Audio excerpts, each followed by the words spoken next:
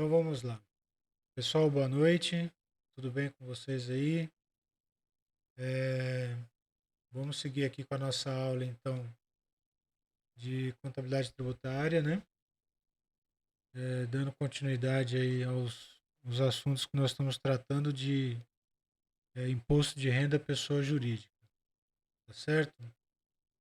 Nessa, é, nessa aula de hoje, vocês estão vendo aí a minha tela?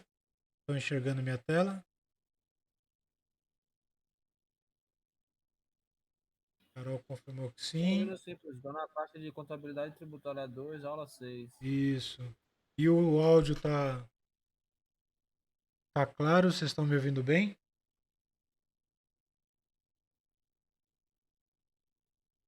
Sim, tá bom. Positivo.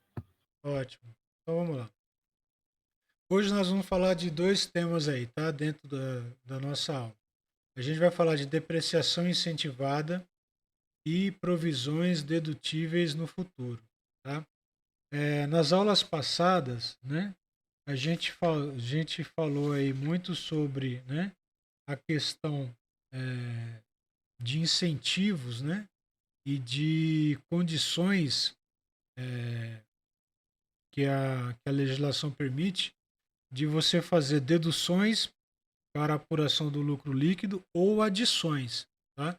Vocês fizeram até um exercício aí, uma atividade, né? Uma lista, né? É, que eu publiquei, que eu mandei para vocês, das exclusões e das adições que são permitidas, né? Que são reguladas aí pela legislação fiscal daquilo que tem que ser ou acrescentado ou, né, deduzido do lucro para apuração, né, ou para fins de apuração do imposto de renda, tá? Aí, dentre eles, tem a questão também da depreciação, tá? E existe aí uma condição, que é o que nós vamos falar agora, que envolve um incentivo sobre essa depreciação, tá? Todos sabem que a depreciação nada mais é do que um desgaste que a gente tem dos ativos que as empresas, né, é, computam, né, ou contabilizam como um desgaste, né, do ativo. E esse desgaste ele é lançado, né, na condição de despesa, correto?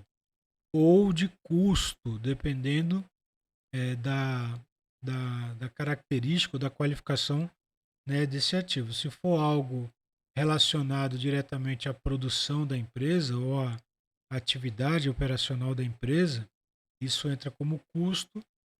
Se for algo relacionado à parte administrativa da empresa, né, isso entra como despesa. Mas, num contexto geral, a gente sabe que tanto um quanto o outro, ele é um gasto, né, que na verdade não representa saída de caixa. Porém, é um gasto, né, uma despesa ou um custo que vai reduzir a base, né, do imposto de renda, que é sobre o resultado ou lucro líquido da empresa. Tá? Até aí todos concordam com isso, correto? Alguma dúvida em relação a isso? Não. Não, né? Ok. Então, olha só, né? Seguindo aqui com os nossos slides. A, a depreciação incentivada, né, é uma depreciação cuja sua dedução pode ser feita pela empresa para fins de imposto de renda, né?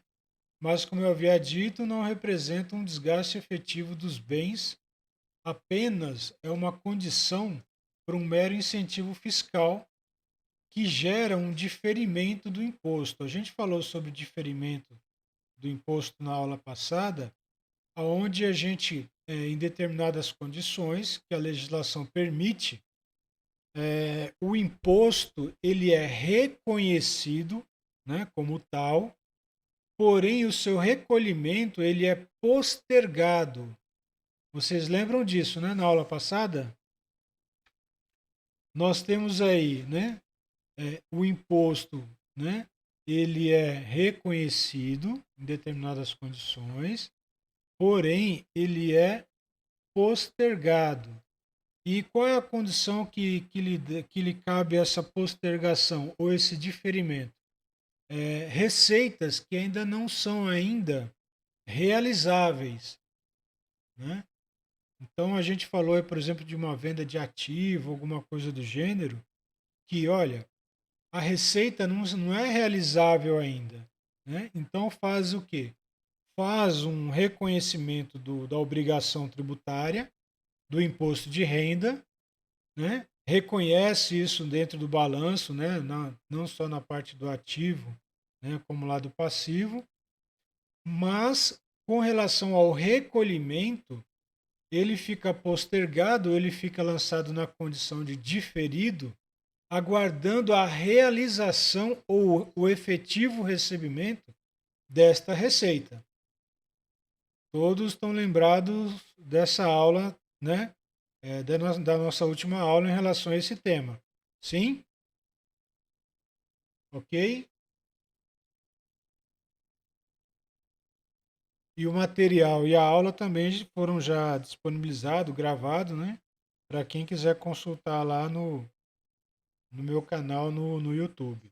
Tá? Então é só buscar lá se alguém ainda tiver alguma dúvida em relação a esse tema. Tem aí o vídeo e tem o material que foi disponibilizado. Só que agora a gente vai falar de dois pontos específicos, que um, no caso, seria a depreciação incentivada, que é uma condição que ela sairá um pouco da normalidade, né, do que normalmente a contabilidade efetua no reconhecimento e na dedução, né, dessa despesa ou desse custo da base de cálculo do imposto de renda. Tá certo?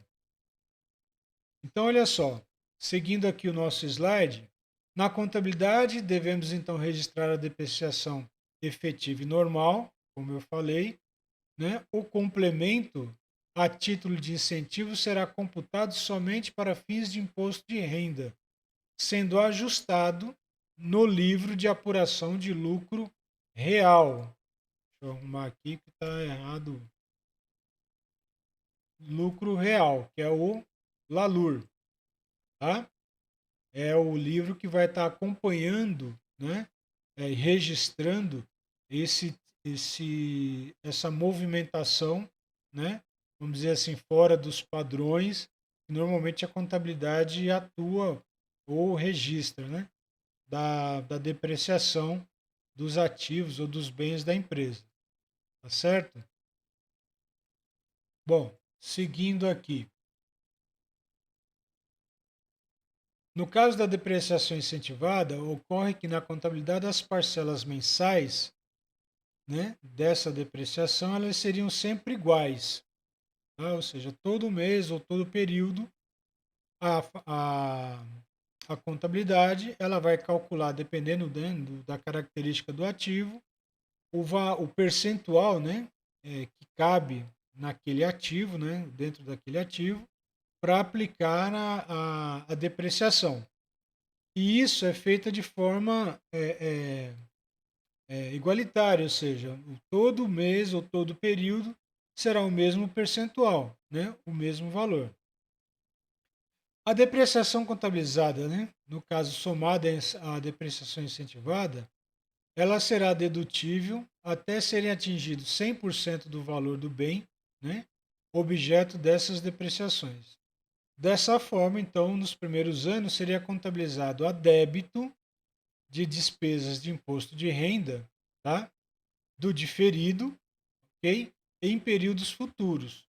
E aí, baixado quando houver a depreciação contábil, tá? Não, mas não uma depreciação para fins fiscais. Então, ocorre a depreciação normalmente, tá, em cada período, em cada ano.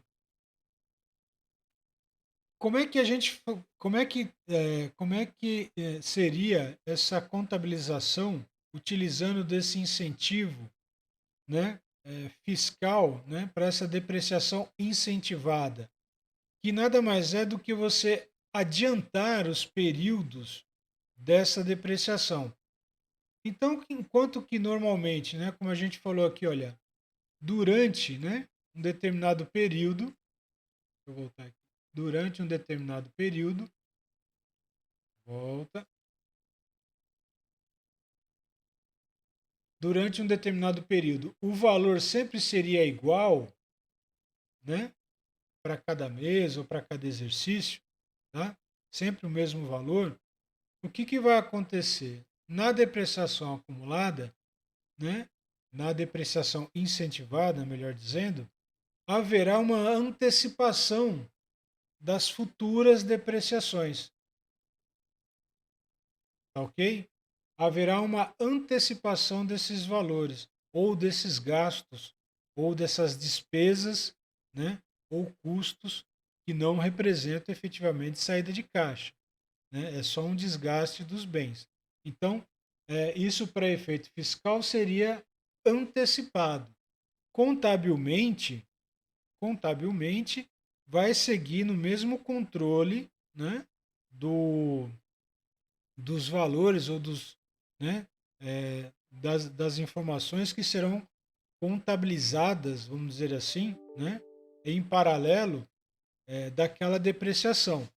Mas para incentivo fiscal, tá, para uma redução, vamos dizer assim, na base, né, durante algum período, a legislação permite que possa ser feita essa antecipação da depreciação. Tá certo? Então, pegando o exemplo que nós temos aqui, ó, suponhamos que uma empresa tenha bens no valor de 1.000, cuja depreciação seria, né, normal, 100 por ano. Vamos imaginar 10% de depreciação ao ano. Então, todo ano a empresa fecha o exercício, né, e ela lança a título de depreciação, né, essa despesa, correto? Que vai, obviamente, reduzir da base do imposto de renda, né, do lucro líquido para incidir o imposto de renda. Só que com esse amparo, né, dessa depreciação incentivada, a empresa ela pode antecipar aí, né, depreciações futuras. Então, nesse caso aqui, a empresa ela está antecipando 300 ao ano, ou seja, ela está acelerando a título fiscal, né, 200 reais, enfim, sobre a depreciação, tá? Para dedução ainda maior, né, dentro do imposto de renda ou dentro da base para apurar o lucro líquido e incidir o imposto de renda, tá? Só que, lembrando, tem que haver, né, tem que continuar o registro normal da depreciação, mas em paralelo haverá também o controle e o registro da depreciação, como eu posso dizer, da depreciação incentivada, acelerada, né, para computar isso dentro do livro lá de apuração do lucro real. Tá certo? Até aqui, gente. Até aqui posso seguir? Tá clara essa questão da depreciação normal e da depreciação incentivada para fins fiscais, a conceituação e a diferença? Tá claro aí, pessoal? Sim ou não? Tá, sim. Então, tá ótimo. Vamos seguindo aqui.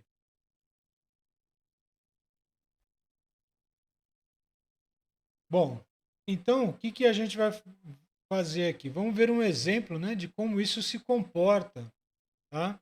Nas duas condições. Numa depreciação, né, normalmente efetivada e uma depreciação, né, para fins fiscais de forma acelerada, tá? Então, a gente tem aqui no quadro, tá, o seguinte, as duas condições.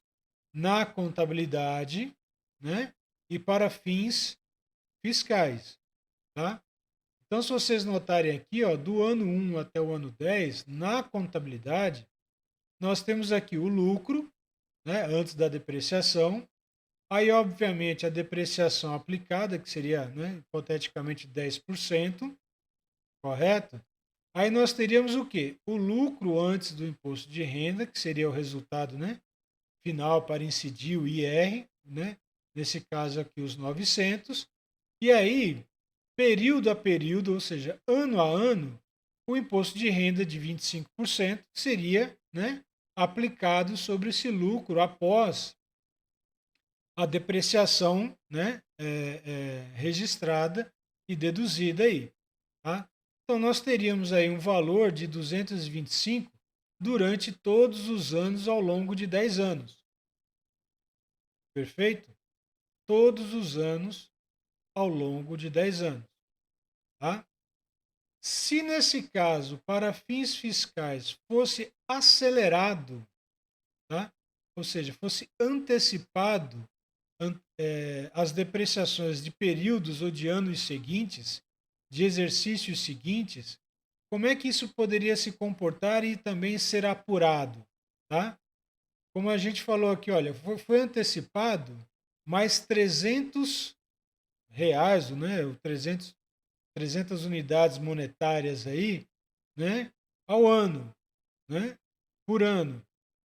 Então, o que aconteceu? Olha, enquanto que aqui eu estava, né, recolhendo, né, depreciando 100, eu passei a depreciar 200, ok? Então, qual o valor do lucro agora para fins fiscais?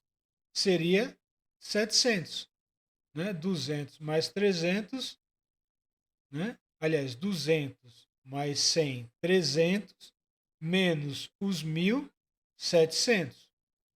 E isso foi feito ano a ano, ok? Antecipado, né? 300. O que acontece aí na hora de incidir o imposto de renda? Olha só, o imposto de renda vai incidir sobre os 700, então ele terá um valor a menor, ou um menor valor a ser recolhido. Tá? Nesse caso aqui, 175 em relação aos 225. Então há uma, como eu posso dizer assim, não vou dizer uma recuperação, né? Mas uma postergação de 50, né, reais, 50 mil reais, né, de imposto a ser recolhido. Tá ok?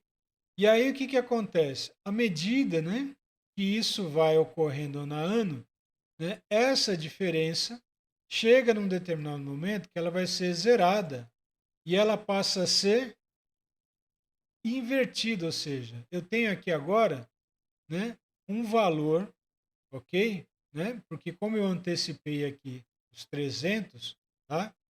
Eu volto a ter aqui o quê? Né? Um lucro tributável de 1.000. Por que 1.000? Né? Porque eu não antecipei lá, né, todo o valor de 300 ao ano.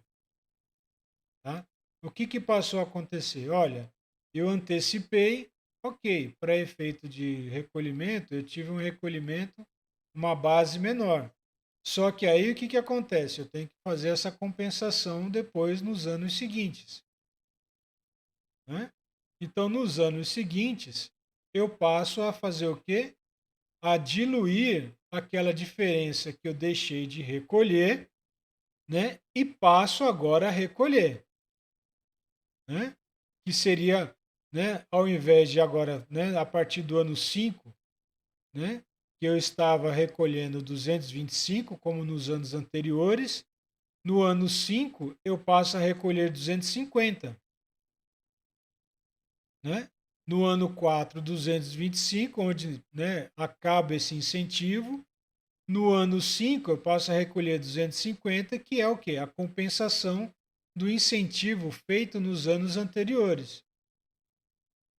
Então, no final das contas, ao longo de 10 anos, eu paguei os mesmos 2.250 de imposto. A diferença é que eu tive um imposto menor nos primeiros anos e depois compensei eles nos anos seguintes. Tá entendido? Tá? Então, como é que ficaria isso, né, numa contabilização?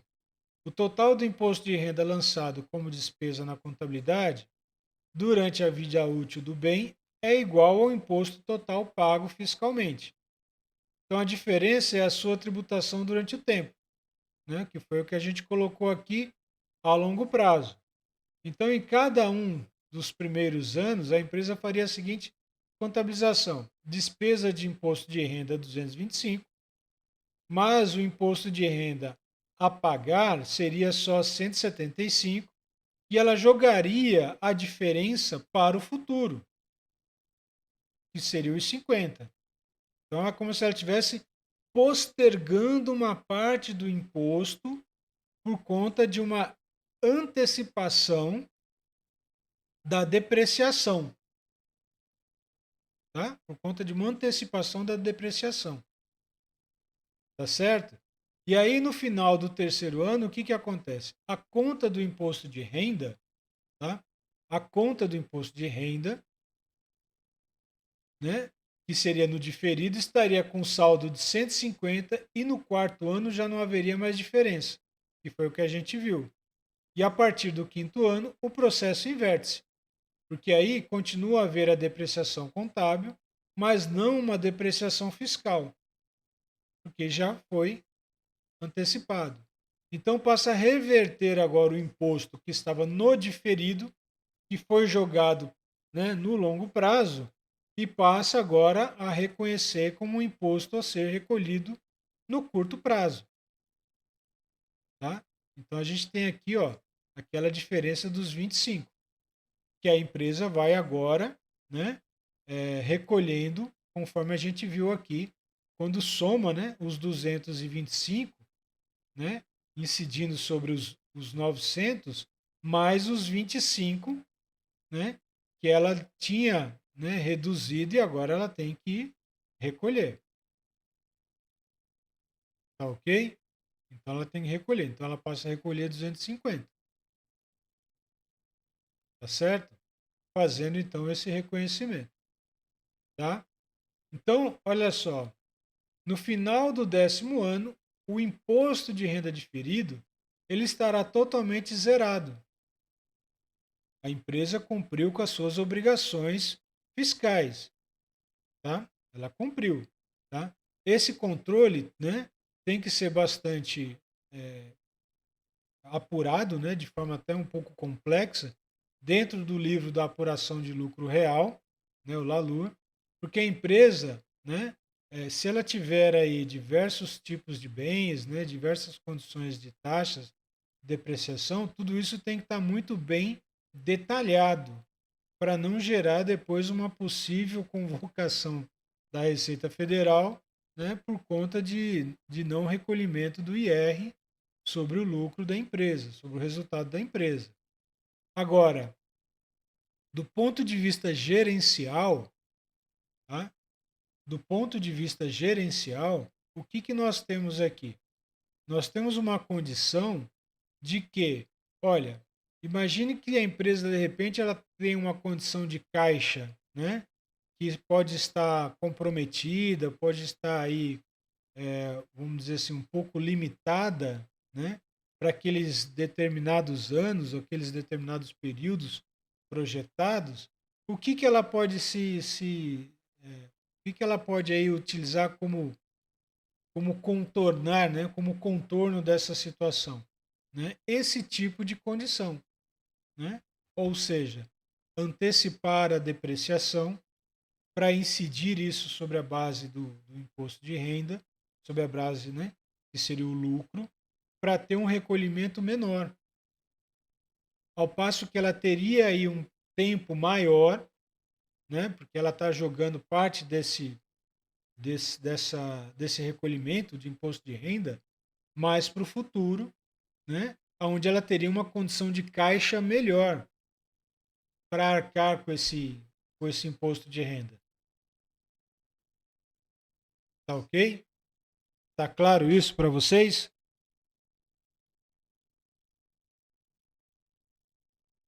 Tá claro isso para vocês, gente? Alguma dúvida até aqui?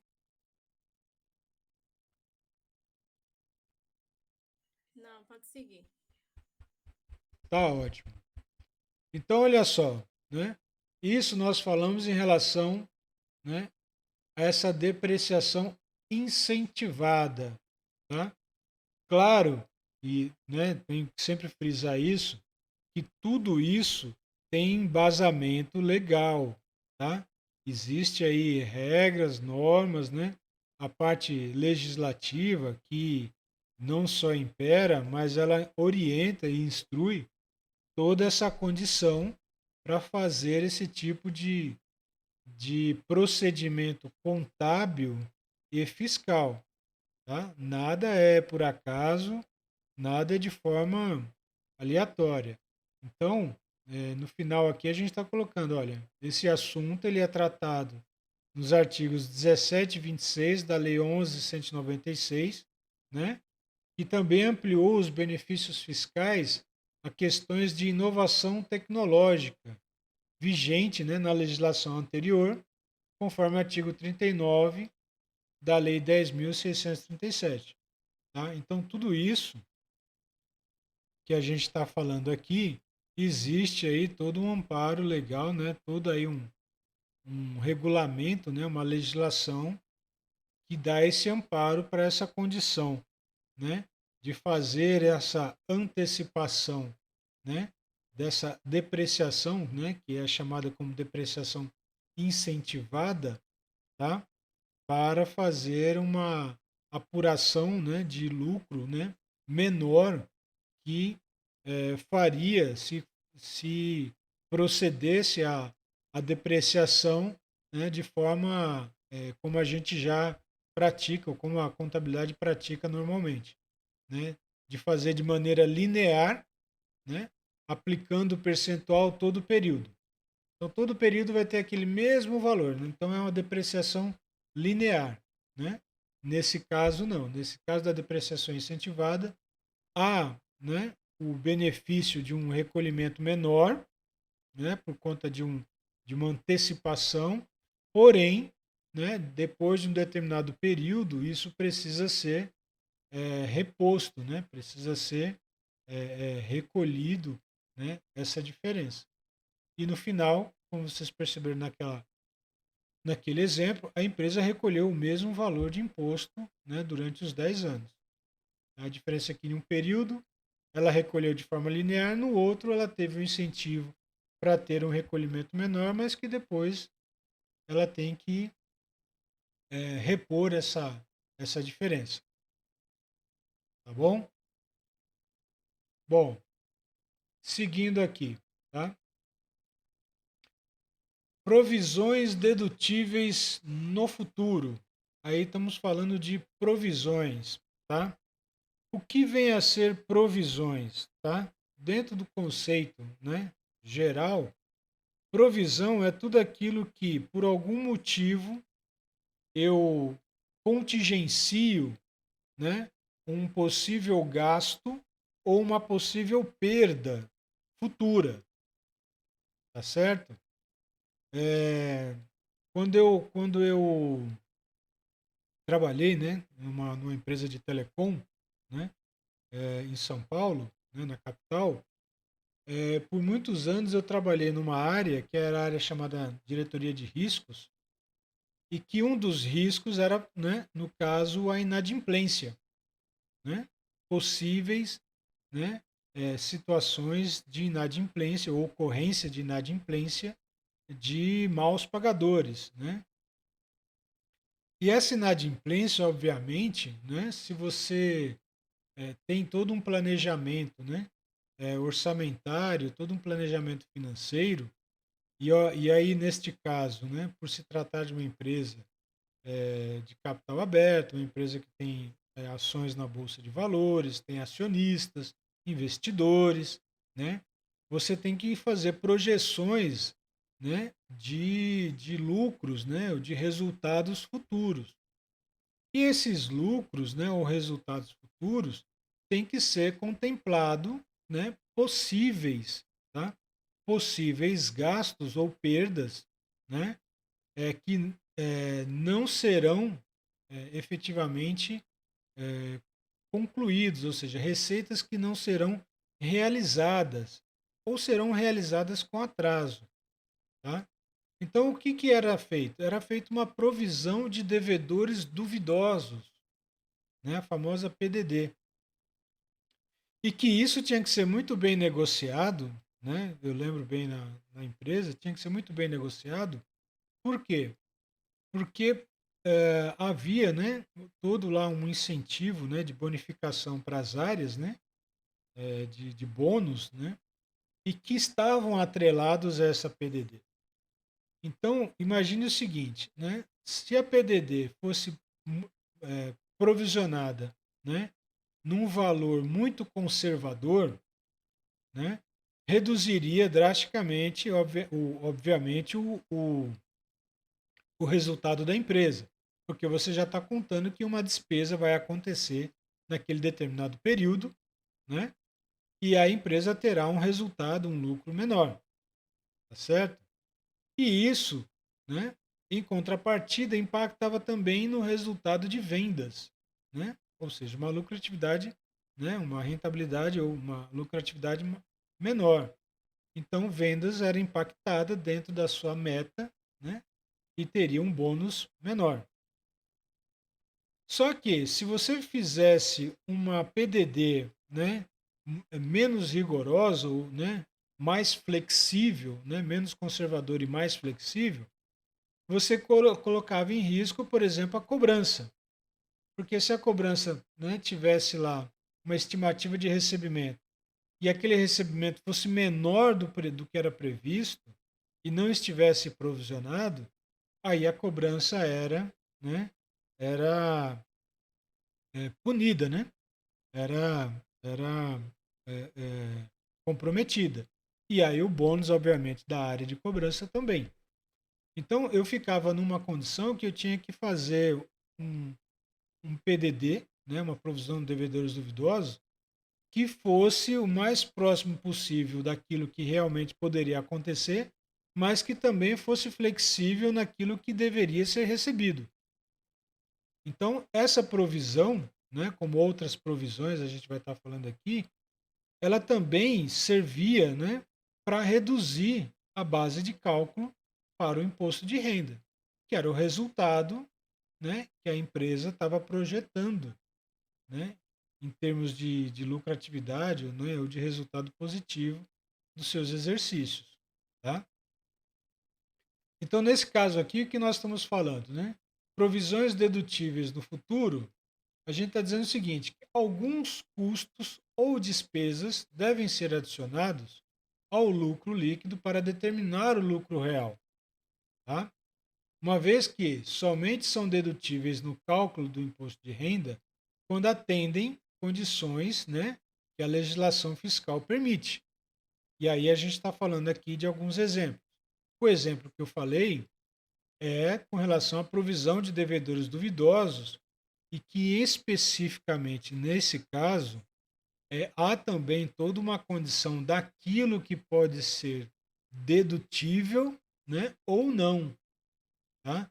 Daquilo que pode ser registrado como perda efetiva, né, ou não, tá? Então, nesse caso da PDD, existe aí também toda uma condição detalhada do que pode ser lançado como perda e do que pode ser lançado, né, como provisão, tá?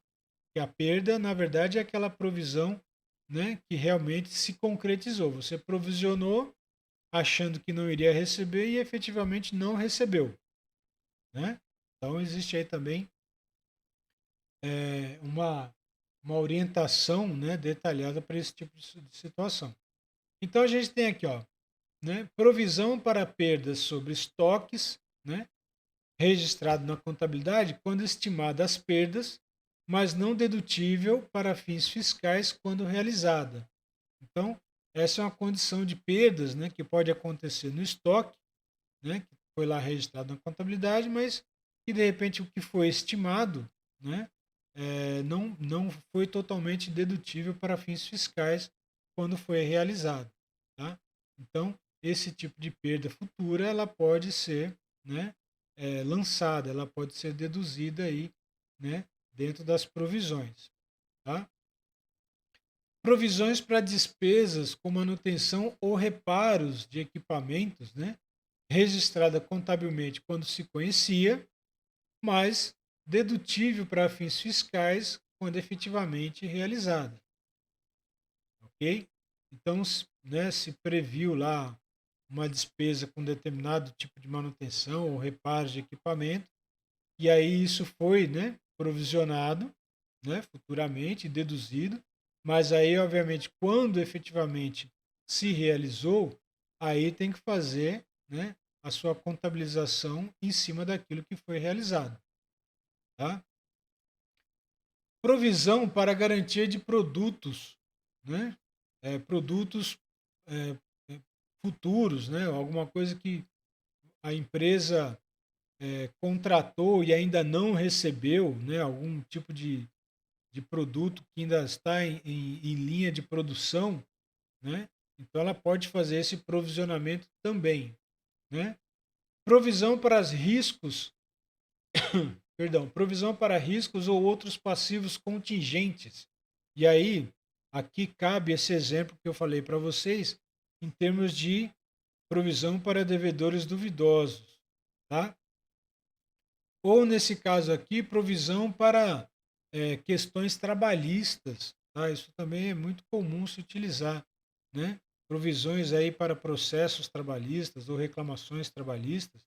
Então a empresa ela já deixa isso, né, como provisão e já utiliza isso, né, como um passivo que pode ser contingenciado e deduzido, né, sobre a base do imposto de renda, né, como uma despesa, né, um risco futuro, tá? Provisões contabilizadas acima dos limites permitidos pela legislação, né? Aqui, se a empresa fizer algum tipo de provisão que, no caso, tinha um valor, né, determinado, um limite, um teto determinado, e no caso ela foi lá e provisionou acima desse teto, né? Ela superestimou, vamos dizer assim, tá? Esse teto. Então, isso também pode ser utilizado como provisões dedutíveis no futuro, tá? Usando aqui um exemplo, tá? Para a gente entender isso na prática, vamos imaginar o seguinte, tá? Suponha que uma empresa tenha a seguinte apuração do lucro real.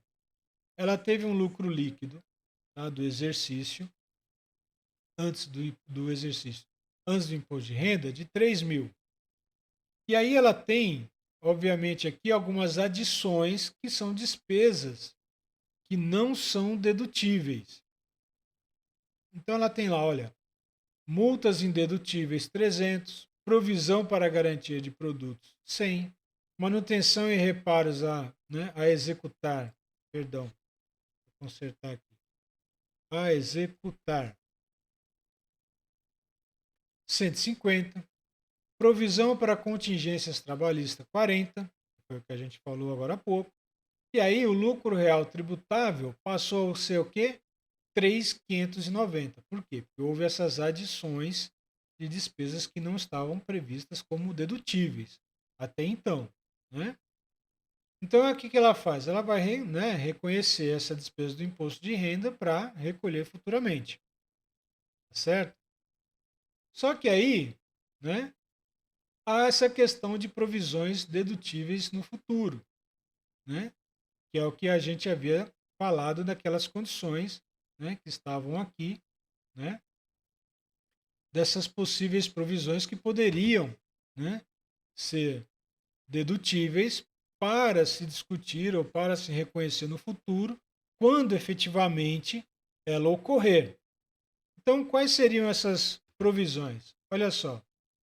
Seriam, no caso das despesas dedutíveis em exercícios futuros, provisão com garantia de produto, que a gente listou lá atrás, provisão para manutenção e reparos, que a gente também listou lá atrás, e provisão para contingências trabalhistas, que a gente também listou lá atrás.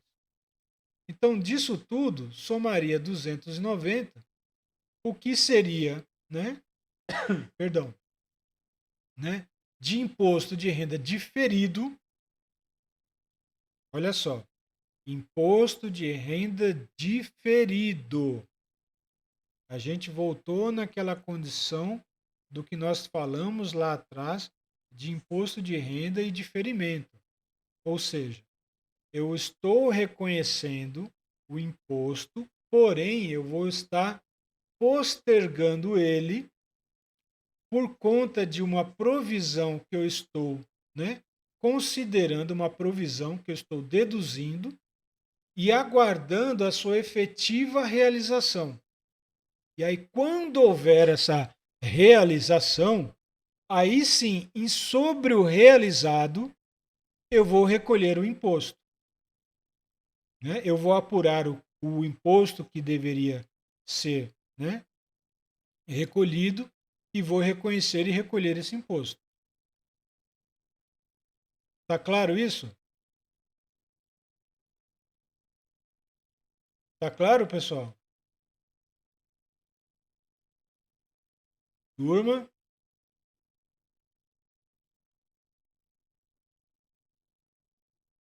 Tá claro aí, turma? Tá Está. sim. Obrigado, Carol. Então, eu vou recolher isso na sua efetiva realização. Né? Não vou recolher, eu não vou ter essa despesa no meu caixa, né, no ano seguinte. Tá ok? Então, como é que ficaria aqui? Né?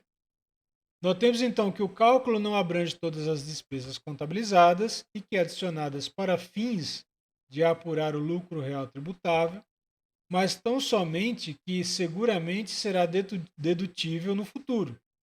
Então, é considerado no cálculo, naquele, né, não é considerado no cálculo, as multas indedutíveis. Então, a contabilização será apenas dos 73, que foi o que realmente pode ser postergado para o futuro. Tá? Que pode ser postergado para o futuro. Tá bom? Então, no período seguinte, se a totalidade das despesas realmente, né, tornar-se dedutível, ou seja, elas realmente ocorreram, aí o que eu vou fazer? Eu vou tirar aquele imposto que eu joguei lá no diferido, tá certo? E vou colocar ele no imposto de renda como despesa efetiva. Então agora sim, né, eu vou reconhecer esse imposto para ele efetivamente ser recolhido. Tá certo? Então, como é que ficaria isso? Olha, né? A demonstração de resultado do exercício nesses dois períodos, supondo, né, os demais valores constantes, seria da seguinte maneira. Vou colocar isso aqui em negrito, para ficar mais destacado. Aqui, né? Seria da seguinte maneira. Se eu não fizer o diferimento, tá? Se eu não fizer o diferimento, olha o que aconteceria com relação ao primeiro período, né? O imposto seria de 898, né? E o segundo, né, seria de 752, tá? Então o lucro líquido seria de 202 no primeiro período e 248 no segundo, não fazendo o diferimento, tá? A partir do momento que eu faço o diferimento, eu consigo equacionar esse imposto que eu já teria que recolher, né, no primeiro período. Por quê? Porque eu estou postergando parte dele, aguardando a sua efetiva realização. Então eu teria aqui no primeiro período 825 ao invés dos 898, né? Olha a diferença que eu teria que estar fazendo já de desembolso de caixa, né? E aí, obviamente, né, essa diferença seria compensada, né, no segundo período, tá?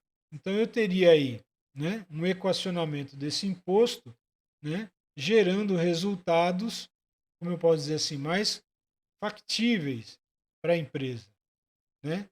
Sem ter que antecipar um determinado tributo, né, em cima de algo que ela pode estar postergando e equacionando dentro da sua operação, dentro do seu fluxo de caixa,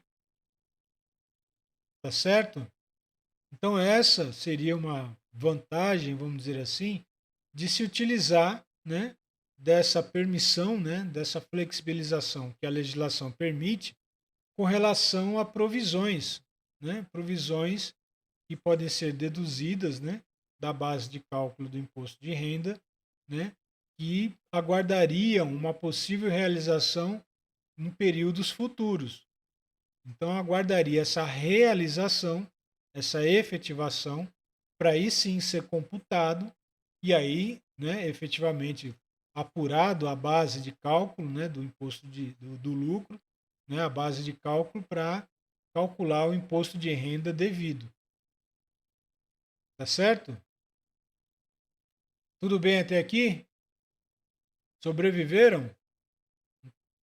Não estou escutando nem a respiração de vocês.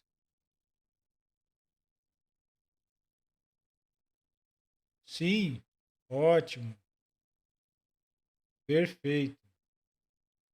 Então é isso. Olha só. Para a próxima aula, a gente vai continuar falando sobre imposto de renda, tá? Que aí a gente trata aí dos recolhimentos mensais e trimestrais, ok? E se tudo der certo, eu já também inicio a parte de contribuição sobre o lucro líquido. Se não der tempo da gente falar desse tema, eu deixo a contribuição sobre o lucro líquido, PIS e COFINS, para a segunda unidade, tá? Para não ficar assim tão pesado, perfeito? Tão aí, como eu posso dizer assim, né? Acarretando aí muita coisa para vocês estudarem para é, para a prova, né? No caso aí da AV1, tá ok? Tudo bem até aqui, turma? Ok,